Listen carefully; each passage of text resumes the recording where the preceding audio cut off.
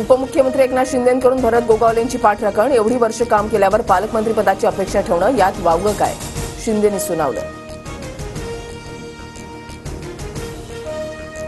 मी गावी आलो की नाराज झालो असं सगळे म्हणतात. प्रकल्पासाठी गावी आलो, इथला भूमिपुत्र म्हणून माझे प्रयत्न आहेत. नाराजीच्या चर्चांवर एकनाथ शिंदेंची प्रतिक्रिया.